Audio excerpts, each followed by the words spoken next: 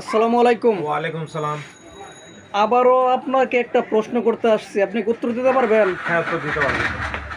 আচ্ছা, আপনি তো কম বেশি 64 জেলার মধ্যে চলাফেরা করছেন। হ্যাঁ, ঘুরছি আমি। আচ্ছা, 64 জেলার ভিতরে আপনি কোন জেলার ভিতরে মানে নিরাপত্তা বজায় রেখে স্বাধীনভাবে চলাফেরা করতে পেরেছেন? হ্যাঁ, আমি নীলফামারী ডিস্ট্রিক্ট শহীদপুর এলাকা। আমি রাত 2টার সময় 2:30টার সময় নাইট কোচ থেকে নামছি। নামার পরে আমি স্বাধীনভাবে দেখছি হোটেলপাট খোলা, দোকানপাট খোলা, খাবার ভিতরে কোনো কষ্ট নাই। হাইটা একজনের বাসায় যাইতে পারছি আমি, কোনো সমস্যা হয় নাই, খুব নিরাপদ বুঝতে পারছি। এছাড়া আপনি বাকি যে জেলাগুলোর মধ্যে গিয়েছেন, কোনো না কোনো সমস্যার মধ্যে পড়েছেন? হ্যাঁ, অবশ্যই অনেক জেলায় গেছি। রাত বেশি হলে তারপরে দেখা যায় না যে দোকানপাট খোলা, যে স্বাধীন মতন একটা ভয় থাকে।